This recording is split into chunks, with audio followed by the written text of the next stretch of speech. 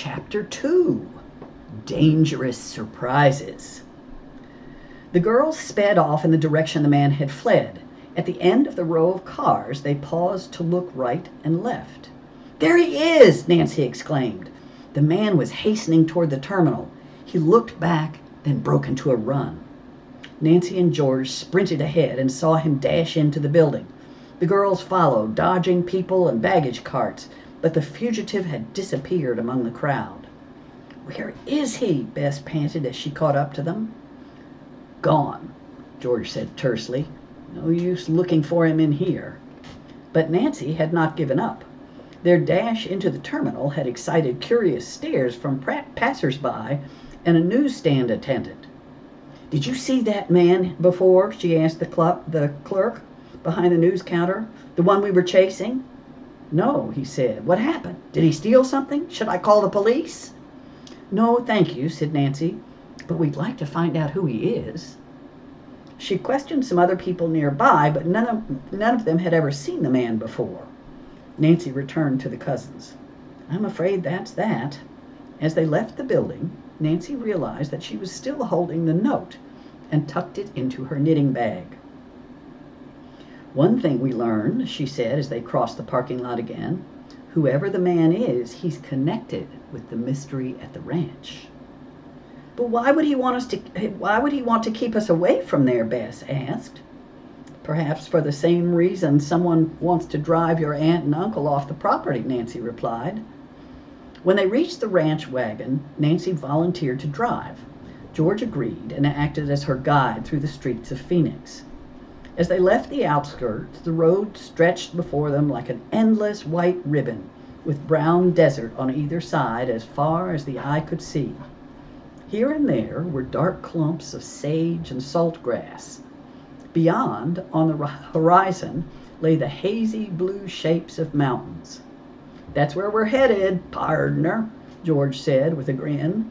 150 miles of the hottest, thirstiest ride you'll ever take."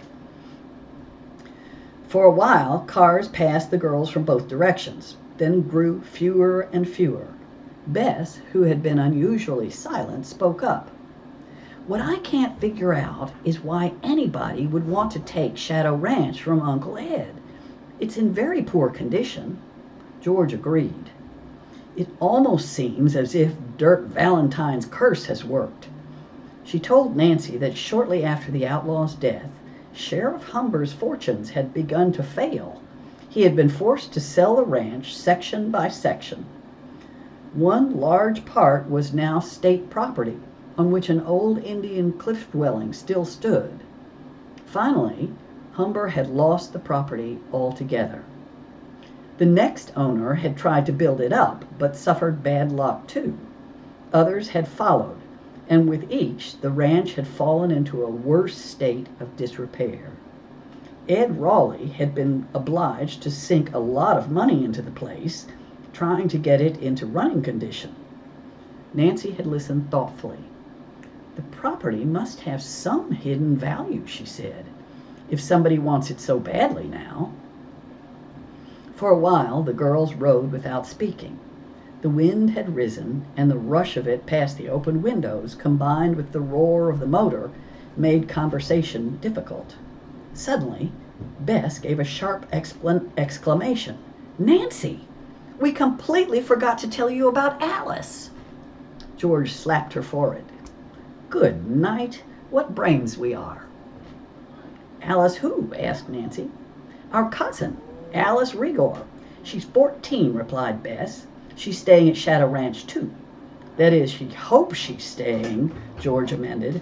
"If we go home, she'll have to leave, too." "I feel sorry for her," Bess said. "She has a special reason for being there, and she's hoping you can help her, Nancy." "Me?" Nancy exclaimed. "How?" "We told her about you," Bess confessed, "and what a good detective you are." Nancy laughed. "Now, Bess, you know you don't have to butter me up. Just tell me, what is Alice's mystery?" Bess smiled. "I knew you'd try to help." George explained. "Alice's father is missing. He's been gone almost 6 months." She said that Ross Rigor had been president of a bank in a suburb of Chicago where he had lived with his family. Someone reported having seen him enter the bank on the night it was robbed. Mr. Rigor had not been seen since. Some of the newspapers implied that he was in league with the gang, Bess said, but naturally none of his family or friends believes that. From the way the burglar alarm was tampered with, George said, the police were able to identify the gang easily. A few days later, one of them was spotted in Phoenix, but eluded capture. Because of that, Alice thinks the gang is hiding out in this area and holding her father captive. Or, if he was released, he's wandering around here a victim of amnesia. That means he has no memory. Nancy was instantly sympathetic. Well, that's not much to go on, but I'll do my best. During the past 5 minutes, the wind had been increasing, and Nancy was using considerable strength to keep the wheel steady. Suddenly, a brown, swirling cloud of sand rose ahead of them. "Sandstorm!" she cried. "Close the windows!" Her words were lost as the wind shrieked and a stinging flash of sand hit their faces. While Nancy fought to hold the car on the road, Bess leaned over in back of her and managed to roll up the window. George closed the one on her side. Nancy applied the brakes, and the girls sat silent, astounded by the suddenness of the storm.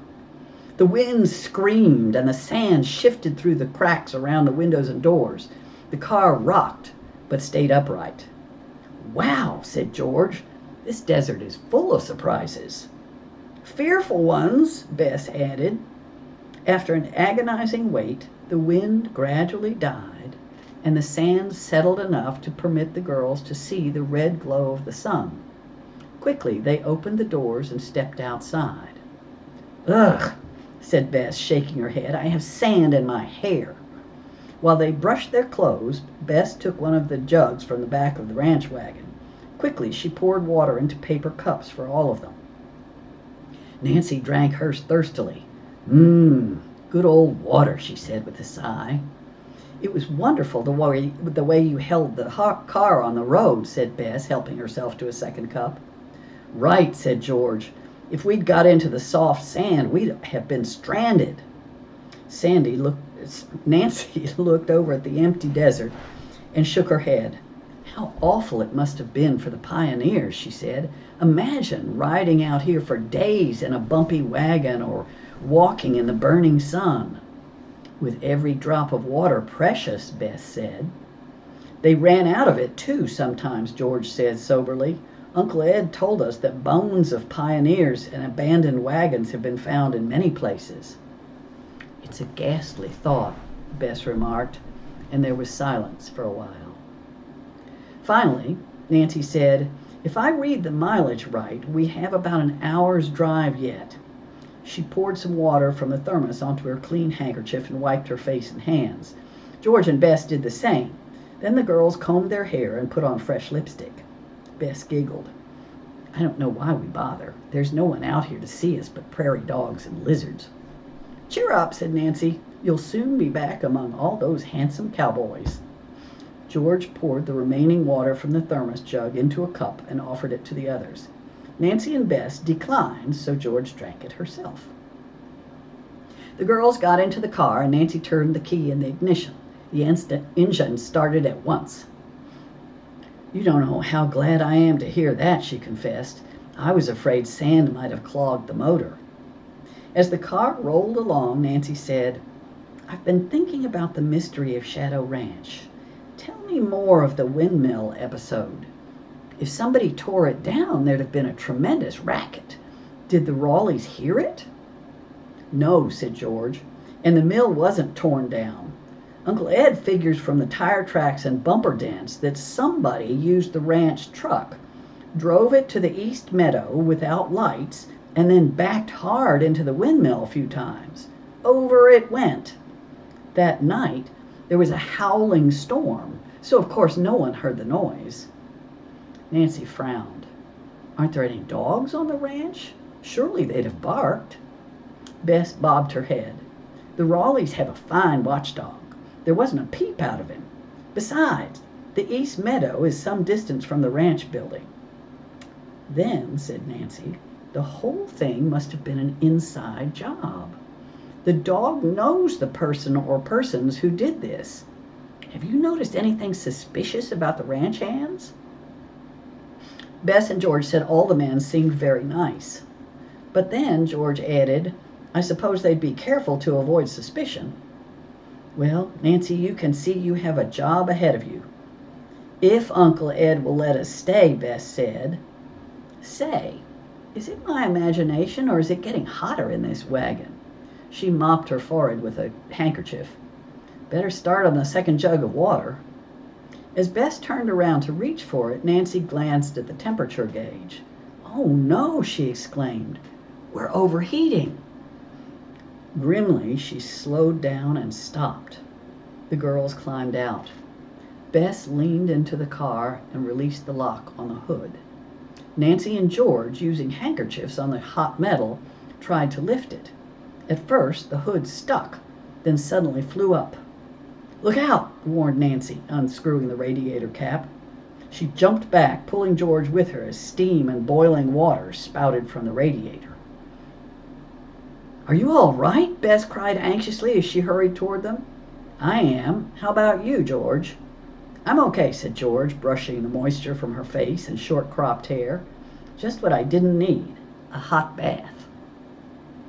Good thing we didn't drink that other jug of water, said Nancy. We'll need it for the radiator. There must be a leak in it, George said, looking worried. The water will run right through. It can't be too bad, Nancy reasoned. After all, we came a long way before trouble started. That's right, George conceded. We should be able to make it to the ranch. She went back to the ranch wagon and quickly returned with the thermos jug. She removed the top and handed the jug to Nancy, who tilted it over the radiator. Not a drop came out.